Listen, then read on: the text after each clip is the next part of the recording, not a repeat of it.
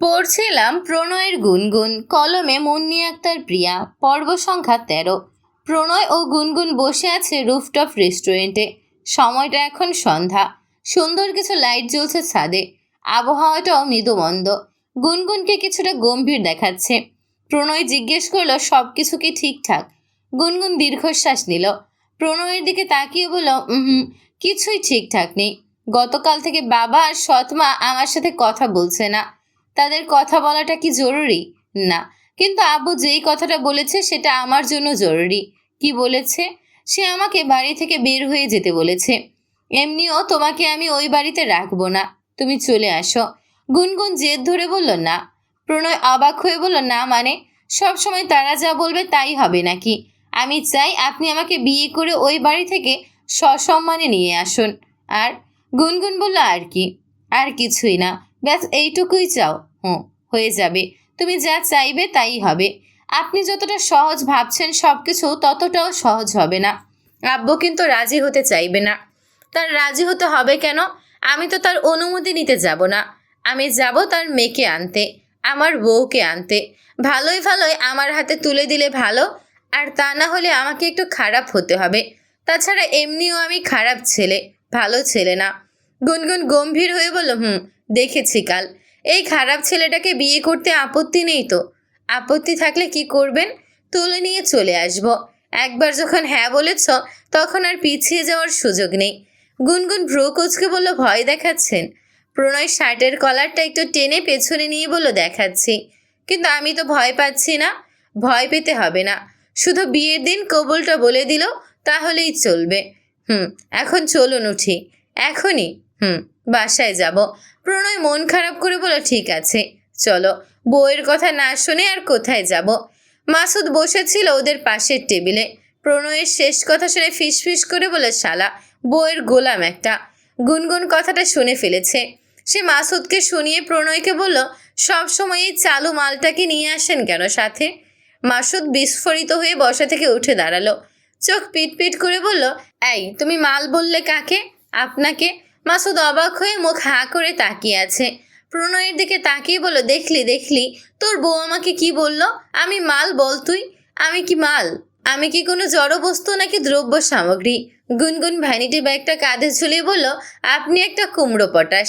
এরপর হন হন করে সিঁড়ি বেয়ে নিচে নেমে গেল।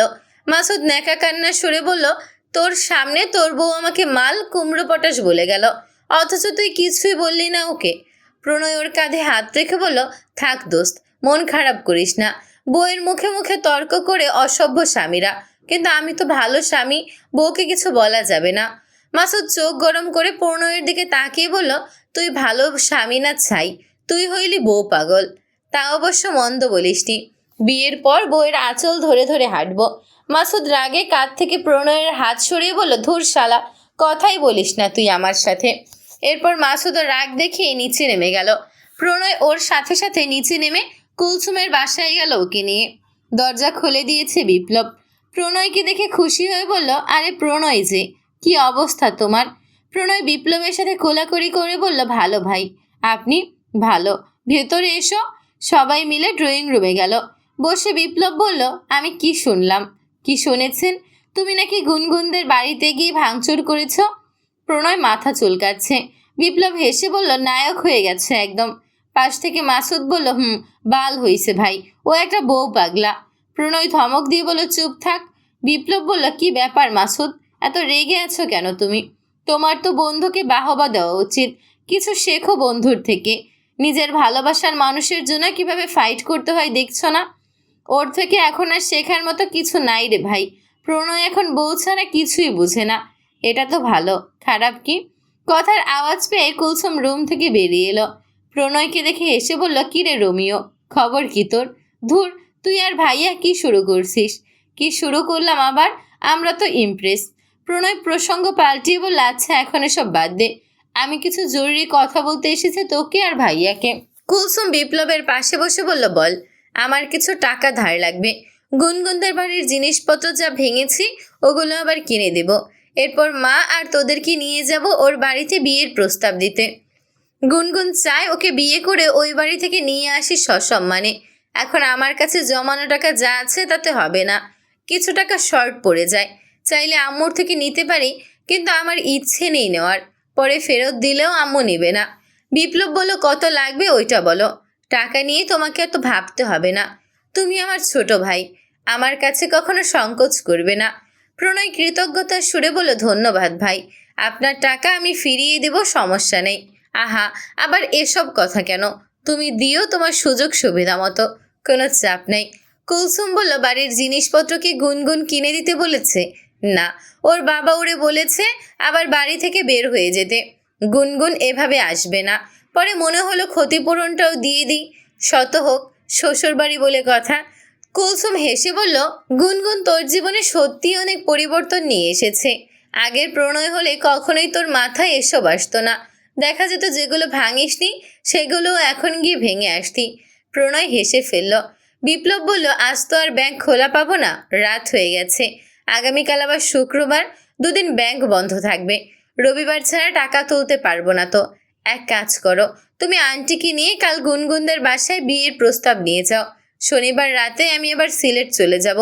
কুলসুমের কাছে চেক সাইন করে রেখে যাব। তুমি ব্যাংক থেকে টাকা তুলে যা যা লাগে মাসুদ আর কুলসুমকে সাথে নিয়ে কিনে নিও। প্রণয় মাথা নাড়িয়ে বলল, ঠিক আছে। আমি তাহলে আম্মুকে কল দিয়ে কথা বলি, আর সাথে কিন্তু আপনি আর কুলসুমও যাবেন। ঠিক আছে ঠিক আছে, তা না হয়ে যাব। তুমি আগে আন্টির সাথে কথা বলো। সকাল সকাল ঘুম থেকে উঠে গুনগুন রান্না বান্না করেছে। সুমনা বেগম এত সব আয়োজন দেখে জিজ্ঞেস করলেন, এত রান্না করেছিস কেন? প্রণয় আসবে। ওই গুন্ডাটা আবার বাসায় আসবে কেন? আবার কি চায়? গুনগুন চোখ রাঙিয়ে বলল, ওকে একদম গুন্ডা বলবে না, ওর মাকে নিয়ে আসবে বিয়ের প্রস্তাব দিতে। সুমনা বেগম হেসে শ্লোসাত্ত্বিক করে বললেন, হা, বিয়ের প্রস্তাব দেওয়ার কি দরকার? কিছু তো করতে বাকি রাখছিস বলে মনে হয় না, এখন চলে গেলেই তো পারিস। গুনগুন মরিচ কাটছিল। হঠাৎ কথাগুলো শুনে ওর হাত থেমে গেল। ছুরিটা চপিং বোর্ডের উপর রেখে সুমনা বেগমের দিকে তাকালো। তার চোখের রাগ টকবক করছে। সে ঘৃণা ভরা দৃষ্টিতে সুমনা বেগমের দিকে তাকিয়ে বলল, তুমি যেমন বিয়ের আগেই আমার বাবার সাথে সব করেছিলে, তেমন ভাবছো আমাকেও? সুমনা বেগম চাপা চিৎকারের সুরে ধমকে উঠলেন। গুনগুন। গুনগুন সাথে সাথে ছুরিটা হাতে তুলে নিয়ে সুমনা বেগমের গলার কাছে ধরে বললেন, চুপ, একদম চিৎকার করবে না নির্লজ্জ মহিলা। তুমি কি ভেবেছো আমি জানি না কিছু? তোমার জন্য আমাদের সাজানো গোছানো সংসারটা শেষ হয়ে গেছে। তোমার জন্য আমার মা আমাকে ছেড়ে অসময়ে চিরতরে চলে গেছে। তোমার জন্য আমার বাবা এখন আমাকে চোখের বিষ মনে করে। সব কিছুর পেছনে তুমি দায়ী। তুমি নিজের রূপ শরীর দেখিয়ে আমার বাবাকে পাগল করেছ। অবশ্য আমার বাবাও কোনো সচ্চরিত্রবান তুলসী পাতা নয়।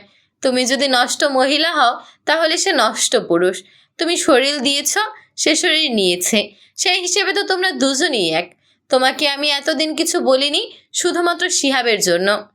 আর শিহাব যে তোমাদের বিয়ের আগেই পেটে এসেছিল এটাও কিন্তু আমার অজানা নয়। কাজেই আমার মুখ ছুটায়ও না, তাহলে তুমি আর মুখ দেখাতে পারবে না কোথাও, বলে দিলাম। সুমনা বেগম হাত মুষ্টিবদ্ধ করে দাঁড়িয়ে আছেন। গুনগুনের দিকে তাকাতে পারছেন না তিনি। কিছু বলার মতো ভাষা নেই, এমনকি নিজের পক্ষেও বলার মতো কোনো শব্দ তার কাছে নেই। কারণ গুনগুন এই পর্যন্ত যা বলেছে সবগুলো কথাই সত্যি। গুনগুন ছুরিটা নামিয়ে বলল, যাও, এখন আমার চোখের সামনে থেকে দূর হও। নিজে তো কিছু করবে না, আর আমাকেই করতে দাও, যাও। সুমনা বেগম আর এক মুহূর্ত না দাঁড়িয়ে রান্নাঘর থেকে বেরিয়ে গেলেন। গুনগুন সব কাজ শেষ হতে হতে দুপুর হয়ে গেছে। রান্নাবান্না শেষ করে বাড়ি গুছিয়ে সে গোসল করতে গেছে। আজও সে প্রণয়ের দেওয়া শাড়িটা পরেছে।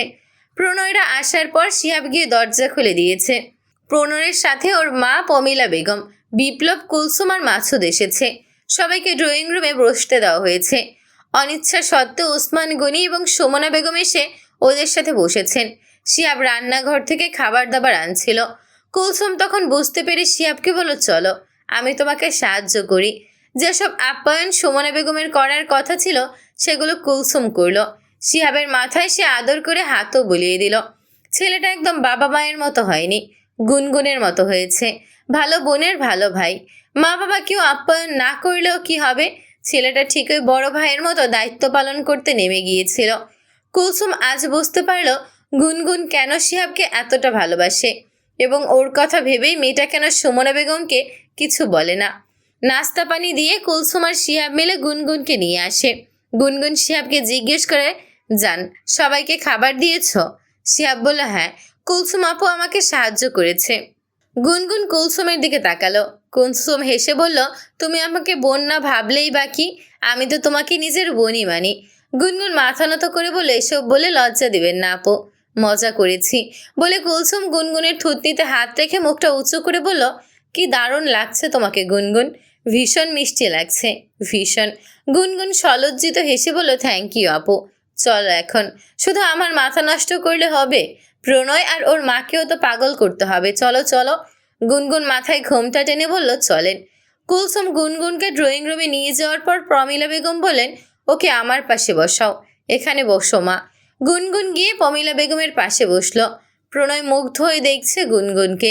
প্রমিলা বেগমও মুগ্ধ হয়ে বললেন, মাশাল্লাহ মাশাল্লাহ, ভীষণ সুন্দর তুমি, চাঁদের টুকরা, আমার ছেলের পছন্দ আছে, মানতেই হবে।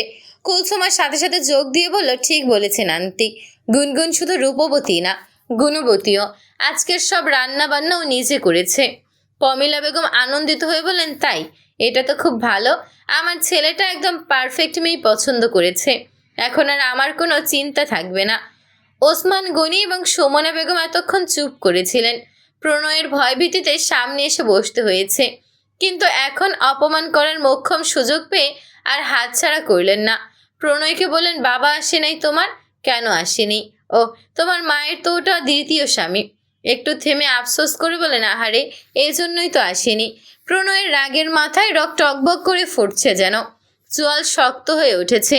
সে কিছু বলার আগেই গুনগুন মাথা তুলে ওসমান গনির দিকে তাকিয়ে বলল, তুমিও তো দ্বিতীয় বিয়ে করেছো, ওরা কিছু বলেছে? গুনগুনের জবাব শুনে কুলসুম মুখ টিপে হাসছে। প্রণয়ের মাথায় তখন রক্ত উঠে গেলেও গুনগুনের জবাব শুনে আবার মাথা ঠান্ডা হয়ে গিয়েছে। প্রমিলা বেগম অপমানে আড়ষ্ট হয়ে গিয়েছিলেন। গুনগুনের জবাব শুনে কলিজা ঠান্ডা হয়ে গিয়েছে তার। গুনগুন তখন প্রমিলা বেগমের হাত ধরে বলেন, মা, আপনি ওদের কথায় কিছু মনে করবেন না প্লিজ, উনি আমার নামে মাত্র বাবা, বইয়ের কথা ছাড়া এক পা নড়েন না। আর ওই যে পাশে বসে আছেন যিনি, উনি আমার সৎ মা, আমার বাবার দ্বিতীয় বউ। আপনি কি এ নিয়ে কোনো আপত্তি আছে? প্রমিলা বেগম হেসে বললেন, না মা, কোনো সমস্যা নেই, তোমার বাবা কয়টা বিয়ে করেছেন এসব নিয়ে আমার কোনো মাথা ব্যথা নেই। দিন শেষে একসাথে থাকবে তুমি আর প্রণয়, সংসার করবে তোমরা, আমরা বাবা মায়ের আর কদিনই বা থাকবো। তোমাদের সুখই আমার সুখ। গুনগুন বাবার দিকে তাকিয়ে বলল, দেখলে, শুনেছ কি বলল? মনটাকে এবার অন্তত একটু বড় করো। ওসমান গনি অপমানে আর কথা বলতে পারলেন না। প্রমিলা বেগম বিয়ের দিন তারিখ ঠিক করে চলে গেলেন। ওসমান গনি ও সুমনা বেগমের চুপচাপ মেনে নেওয়া ছাড়া আর কিছু করার ছিল না। গুনগুন ওদের বাড়ির নিচ পর্যন্ত এগিয়ে দিতে নেমেছে। সবাই গেটের বাইরে যাওয়ার পর প্রণয় যাচ্ছিল, আবার ঝড়ের গতিতে ফিরে এলো। পেছনে তাকিয়ে বলল, গুনগুনের সাথে শিহাবও আছে। পিছনে তাকিয়ে দেখলো গুনগুনের সাথে শিহাবও আছে। শিহাবকে বলল, তোমার পেছনে ওটা কি? শিহাব পেছনে তাকাতেই প্রণয় টুপ করে গুনগুনের গালে একটা চুমু খেয়ে বলল, সুন্দর জবাব এবং সুন্দর লাগার জন্য দিলাম। শিহাব তাকাতে তাকাতেই প্রণয় আবার দৌড়ে চলে গেল। ঘটনার আকস্মিকতায় হতবাক হয়ে তাকিয়ে আছে গুনগুন। শিহাব ওর হাত ধরে বলল, আপু, ভাইয়া আমাকে কি দেখতে বলল? পেছনে তো কিছুই নাই। গুনগুন নিজেকে স্বাভাবিক করে বলে, কিছু না, চল। রুমে গিয়ে ফোন হাতে নিয়ে দেখলো প্রণয় মেসেজ করেছে, আবেগে একটা চুমু দিয়ে ফেলেছি, তুমি আবার রাগ করো না, ভালোবাসি। মেসেজটা দেখে গুনগুন রাগ করতে গিয়েও হেসে ফেলল। গুনগুন এখন আগের থেকেও বেশি পড়াশোনায় মনোযোগ দিয়েছে। একটা শক্তপোক্ত ক্যারিয়ার তৈরি করতে হবে তার। ভার্সিটি, টিউশনি এবং দিন শেষে প্রণয়ের সাথে ফোনে কথা বলা, এটাই এখন তার নিয়মিত রুটিন। সারা দিন শেষে যে মাহবুবের কথা মনে পড়ে সে দুঃখ পাবে, সেই সুযোগটাও নেই। প্রণয় সেই সুযোগ দেয়ও না গুনগুনকে। গুনগুন বাড়িতে এলেই প্রণয় ভিডিও কল দেবে। গুনগুন বিরক্ত হয়, কিন্তু প্রণয় তাও শোনে না। গুনগুনকে ভিডিও কলে রেখে প্রণয় ওর কাজকর্ম করে, গুনগুন ওর কাজকর্ম করে। এভাবেই গুনগুনকে আগলে রাখে প্রণয়। আজ পড়তে বসে বারবার ফোনে সময় দেখছে গুনগুন। সন্ধ্যা 7টা বাজে। গুনগুন আজ 5:30 বাজে বাড়িতে চলে এসেছে। আসার সময়ও দোকানে প্রণয়কে দেখেনি। অন্য দুটো ছেলে দোকানে ছিল। গুনগুন বাসায় পৌঁছে মেসেজও করেছে, বাড়িতে এসেছি, কিন্তু প্রণয় কোনো উত্তর দেয়নি। ওর আবার হঠাৎ কি হলো? গুনগুন আর থাকতে না পেরে প্রণয়কে কল দেওয়ার জন্য ফোনের ডায়াল প্যাডে যেতেই শিহাব দৌড়ে গুনগুনের রুমে এলো। গুনগুন ফোন রেখে শিহাবকে ধরে বলল, কিরে, কি হয়েছে তোর? এভাবে হাঁপাচ্ছিস কেন? শিহাব হাঁপাতে হাঁপাতে বলল, আমি নিচে গেছিলাম, আসার সময় দেখলাম প্রণয় ভাই। গুনগুন ভয়ে আঁতকে উঠে বলল, কি হয়েছে প্রণয়ের? শিহাব গুনগুনের হাত ধরে বলল, তুমি আসো আমার সাথে। শিহাব ওকে টেনে বারান্দা নেওয়ার সময় খুব কাছ থেকে গানের শব্দ ভেসে আসতে লাগলো। বারান্দার গিয়ে দেখলো প্রণয় পিক আপে আসবাবপত্র নিয়ে আসছে। গাড়িতে বক্সে গান বাজতেছে, তেরে ঘর আয়া মানে আয়া তুজকো লেনে। শিহাব কিছুটা স্থির হয়েছে এখন। হেসে বলে, দেখেছো প্রণয় ভাইয়া এসেছে। গান শুনে মানুষজন জড়ো হয়ে গেছে। আশেপাশে থাকা বাড়ির মানুষজনও বারান্দায় চলে গেছে ওর কাহিনী দেখতে। প্রণয়ের হাতে অনেকগুলো গোলাপ ফুল। সে বারান্দার দিকে তাকিয়ে গানের তালে তালে ফুলগুলো দেখিয়ে নাচছে। সাথে মাসুদ সহ প্রণয়ের আরও বন্ধুরা তো আছেই। গুনগুন এতদিন সোশ্যাল মিডিয়ায় এসব দেখতো, কিন্তু এরকম কোনো সারপ্রাইজ সে যে কখনো পাবে এটা কল্পনাও করেনি। লজ্জায় ও আনন্দে গুনগুন ঠোঁট টিপে হাসছে। চোখে ভাসছে প্রণয়ের নাচ, কানে ভেসে আসছে কুমার শানুর কণ্ঠে গাওয়া গান তেরে ঘর আয়া मैंने आया तुझको लेने, दिल को बदले में दिल को नजराना देने।